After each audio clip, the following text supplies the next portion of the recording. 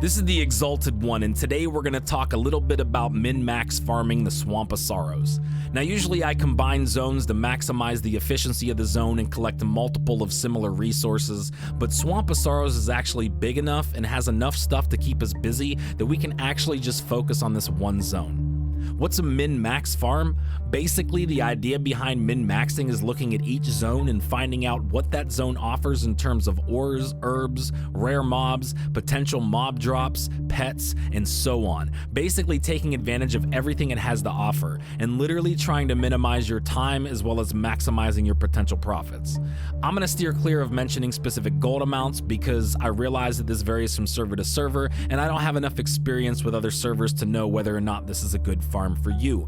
Ultimately, you should go look up the items I'm farming on your server and get a general sense or idea of how much gold per hour you'll make based on what I'm able to farm within an hour.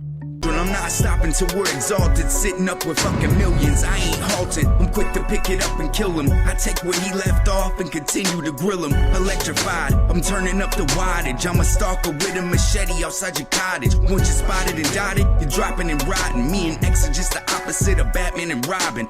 So I'm actually going to start off this video a little different, and before I actually get to the farm, we need to push a lockout. So if you don't have a tune with skinning, feel free to skip forward a bit, but to actually min-max this zone, I'm going to be utilizing two characters because one of the best farms I've found to skin rugged leather is right here in Sunken Temple, which is in Swamp of Sorrows. Now, I'm using a Worgen druid because they have an extra sprint and they also have the racial bonus to increase how fast you can skin the mobs, but you can use whatever you like.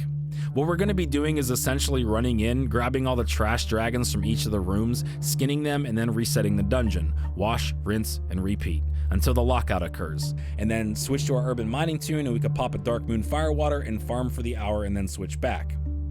For the actual Swamp of Sorrows farm, I'm going to start at the lower corner where the water elementals are. The water elementals may seem like a farm on their own, which is true, because they'll eventually get to the point where they almost instantaneously respawn. But you're not going to want to be here for all that. At least I don't, because I find standing in one place just killing mobs to be a little mind-numbing and tedious. There's also people questing here, so I tend to be conscious about that, and if I see someone questing or killing mobs, I can just move on to something else so they can get their quest done. Either way, I usually wipe this place as fast as I can with either Moonfire alternating between Swiftlight form, or if I'm lazy, I just stay in Cap form. The benefit of killing these elementals is that they drop elemental water and more specifically essence of water, which is the higher priced and higher valued item. Now once I've done a full clear, I'll start scouting the routes for herbing and mining. Swamp of Sorrows is a little different in the fact that this is the only zone that drops sorrow moss, and I'm pretty sure sorrow moss is only really valued for milling pigments for certain glyphs or something, but I don't really know. All I know is that it's one of the higher priced herbs and it tends to sell well for me. But it also has golden samsum, thorium, which means you have a chance at arcane crystals, truesilver, and if you navigate outwards enough, you can also get some strangle kelp from near the ocean. Now, sorrow moss is only really found near the rivers and streams in the center and the upper portion of Marsh Tide Watch and Bog Paddle. So I try to do a little juggle where I navigate the inside and upper portions of the zone and then break out and mine around the outsides near the rocks or cliffs or whatever, and then do a swoop on the outside to catch whatever strangle kelp I can because, again, it's something that consistently sells for me. There's also areas of spiders which, just like the Searing Gorge farm, drop Shadow Silk, although it doesn't appear to be at the same drop rate, so depending on how I'm feeling or what my stockpile of Shadow Silk looks like, I may skip those entirely in favor of waiting until my next Searing Gorge farm. It all depends on what you want to do. Just like in the other min-max farms I've done, I'll be killing any rares I find along with selling off those greens. They all have their own value in terms of transmog, and I never anticipate for these to actually sell for anything crazy.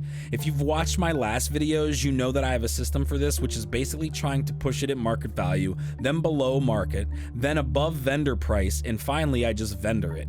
Because again, the goal here isn't to try to push big ticket items. I'm literally trying to increase my overall gold per hour at a regular, consistent rate, to have products that people are looking to buy regularly.